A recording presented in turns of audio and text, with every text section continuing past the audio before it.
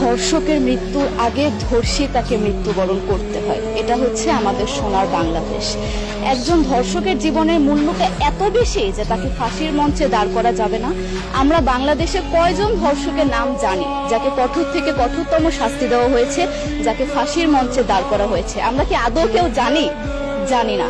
অথচ আমরা কতগুলো যারা ধর্ষিত হয়েছে তাদের নাম জানি, অনেক বড়। এই লিস্ট আসলে অনেক বড়, বলে শেষ করা যাবে না। কুমিল্লার তনু, মাগুরার আসিয়া, 2 দিন আগেও কিশোরগঞ্জে 8ম শ্রেণীর একটি ছাত্রীকে বাসা থেকে তুলে নিয়ে ধর্ষণ করা হচ্ছে। বাবার হাতে মেয়ে ধর্ষিত হচ্ছে, ভাইয়ের হাতে বোন ধর্ষিত হচ্ছে। আমরা আসলে নিরাপদটা কোথায়? আমার মনে হচ্ছে আমরা যেন আইয়ামে জাহিলিয়া যুগে চলে গিয়েছি। মাঝে মধ্যে মনে হয় এর থেকেও খারাপ সময় আছি আমরা, কারণ ওই যুগে মেয়েরা অ্যাটলিস্ট সম্মান নিয়ে মৃত্যুবরণ করতে পারত। জন্মের পরপর জ্যান্ত মাটিতে পুঁতে দেওয়া হতো, আর আমাদের ধর্ষণ করে নির্মম ভাবে তারপর মৃত্যুবরণ করতে হচ্ছে। যদি সরকার আমাদের ওই নিরাপত্তা নাই দিতে পারে, তাহলে সরকারের কাছে আমাদের অনুরোধ, আমাদের জ্যান্ত মাটিতে পুঁতে দেখ। আমরা বেঁচে থাকতে চাই না, আমরা সম্মান নিয়ে মৃত্যুবরণ করতে চাই। আমরা এই দেশে থাকতে চাই না যে এই দেশে আমাদের কোনো নিরাপত্তা নেই, যে এই দেশে রাস্তা দিয়ে হাঁটলে আমাদের মধ্যে একটা আতঙ্ক কাজ করে, তখন কি না কি হয়ে যায়। আইন উপদেষ্টা বললেন যে ধর্ষকের নাকি ফাঁসি দেওয়া সম্ভব হবে না, তাহলে নাকি নিরীহ মানুষকেও মাঝে মধ্যে ফাঁসির ব্যবস্থা করা, মিথ্যা মামলায় ফাঁসিয়ে দিয়ে ফাঁসির ব্যবস্থা করা হতে পারে।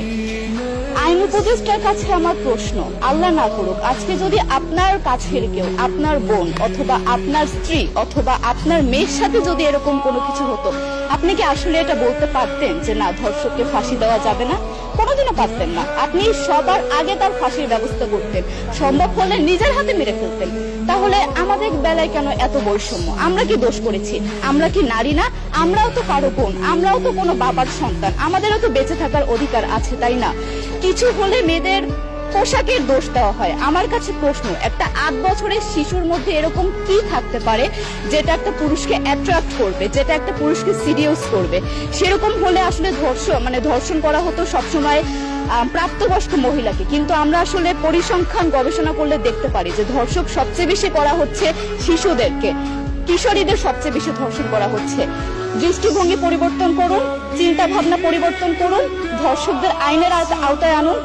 যদি আইন উপদেষ্টা অথবা প্রশাসন যদি ধর্ষকদের শাস্তির ব্যবস্থা না করতে পারে, আমাদের হাতে তুলে দেন, আমরা নিজেদের হাতে শাস্তি দিয়ে দিতে পারবো। এই সাহস আমাদের মধ্যে আছে। বেঁচে থাকার জন্য আমাদের যতটা কঠিন হতে হবে, আমরা কঠিন হওয়ার জন্য প্রস্তুত আছি।